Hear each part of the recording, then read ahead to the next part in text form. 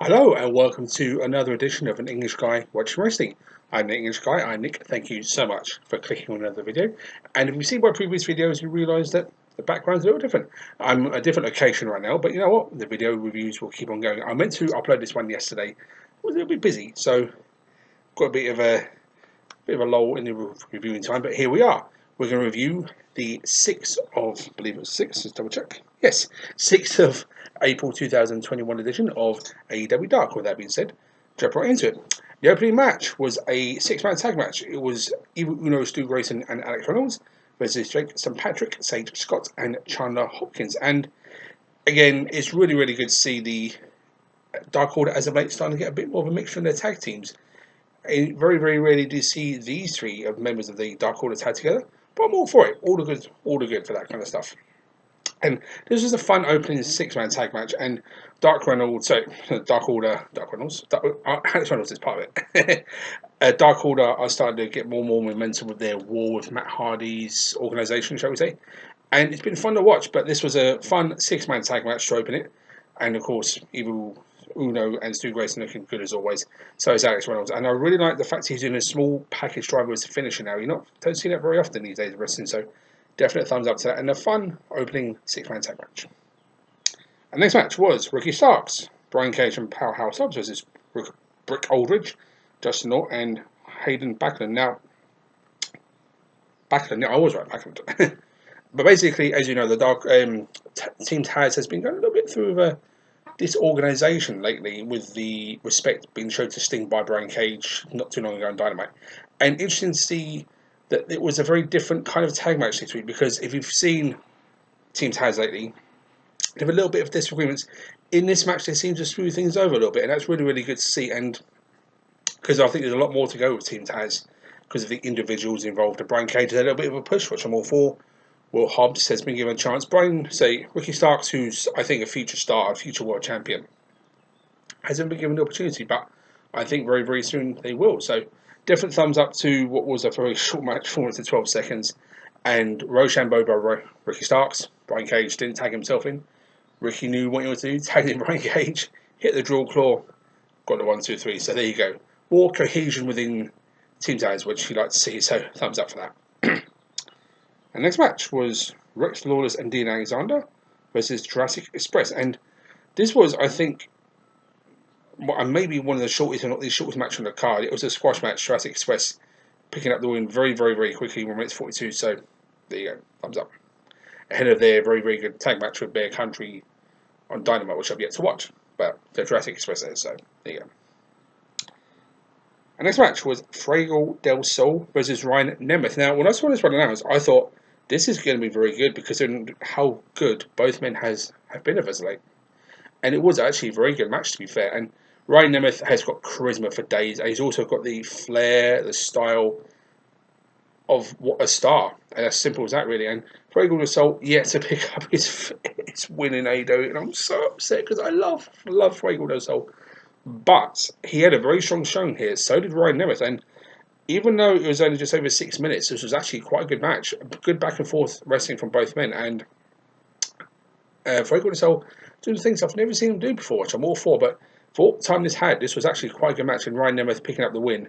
But I couldn't fault it. I really like this one. So definite thumbs up for both men in this one. Very good stuff.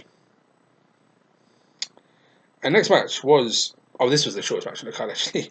John Cruz versus The Butcher. 42 seconds, Butcher just demolished poor John Cruz. And that was it, picked up the win. So, there you go. And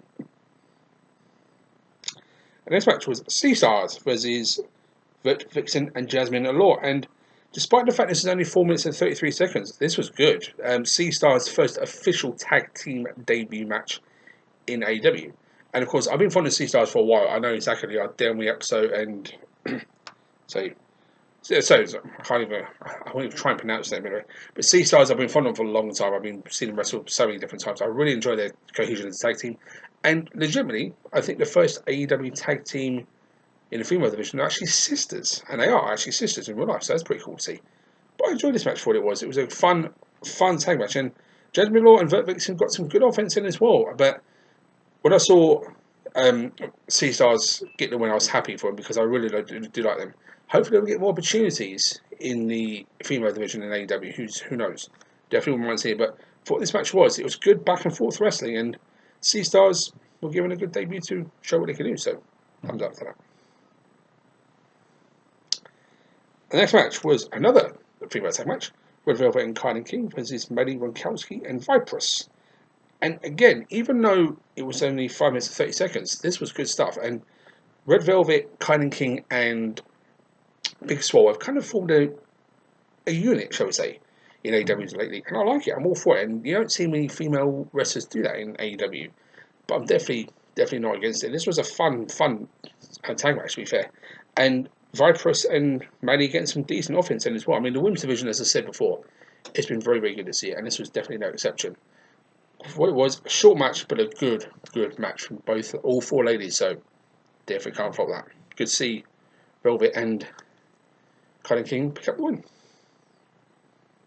And then came my match of the night: JD Drake versus Baron Black. Now, since JD Drake has been in AEW, he's been great. I've followed him for a long time since on the independent scene, seen him wrestle live, and legitimately, I think has the hardest chops in AEW. His chops are brutal. And Baron Black, in this matchup, legitimately put on his best performance in AEW today. This was a cracking back and forth match between two very hard hitting wrestlers. And Baron Black giving JD Drake a run for his money in the strikes department because, as I said, JD Drake has got some hard chops. Baron Black actually split open, not graphically, I'll say, JD Drake's chest and made him bleed. And you don't see that very often against JD Drake.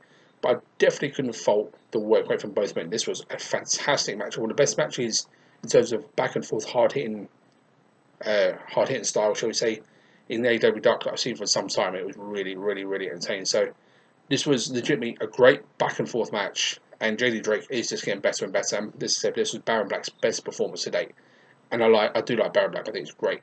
This was a really good match. So definitely check this out one if you can. So this one out if you can. So right, but definite thumbs up to both men to put up superb match. And then we had KC Navarro, so right, and Aaron Fire versus Joe Jenner and Sonny Kiss. And it was a very short match, to be fair, 2 minutes and 58 seconds, and unsurprisingly, Sonny Kiss and Joe Jenner picked up the win. And they showed more cohesion as of late, so I'm glad to see that back on the same page, shall we say. But good to see some very, shall we say, goofiness from both men in this match of Sonny Kiss and Joe Jenner, like just doing splash after splash after splash from the top. It was very entertaining. But I enjoyed that, so definite thumbs up for the entertainment value on that one. Then we had Mike Seidel versus Mike Magnum, and this was 46 seconds, so legitimately the shortest match on the card. Seidel picked up the win with his finisher, which I forget. I hate finishing names, sometimes I can't remember them. But there you go, Matt Seidel won in 42 seconds, so 46 seconds, so there you go. Which brings us to Barry Morales versus Matt Hardy, and this was a shortish match, 2 minutes and 9 seconds. Matt Hardy getting the win with his unique finisher, which I forget the name of. No, it doesn't say here actually. But he's got a unique submission finisher, and the story of this match was Darby Allin watching from the rafters, as you've seen him do often in AEW, watching future opponents. Of course, Matt Hardy wants a shot at the AEW TNT title, so it was actually kind of cool to see the build-up and the good promo from Matt after the match. To see give a message to Darby Allin, so can't fault that. There's more about the story than it was about the match about Hardy in this one. So story after the match, shall we say. Then we had the main events. We had TH2, pretty sure it's the main event. Yes, TH2 versus Bear Country. Now, talk about a clash of styles. This was it. You've got Bear Country, big guys. Bear Country. You kind of expect in your mind what they're about. And you're right, they are two very big guys, very strong guys too, against TH2, who are kind of unique in their own ways, because you've got Jack Evans, arguably the best high flyer in AEW, and probably the best submission wrestler, and then Helico. And the way they worked against each other in this match was very good. Some good offenses exchanges, shall we say. And I think Bear Country getting the win was the right call, even though I half expected TH2 to get the win. I think because of their big tag match with Jurassic Express, coming up. I think I haven't seen it yet, so it's already happened, but I haven't seen it yet.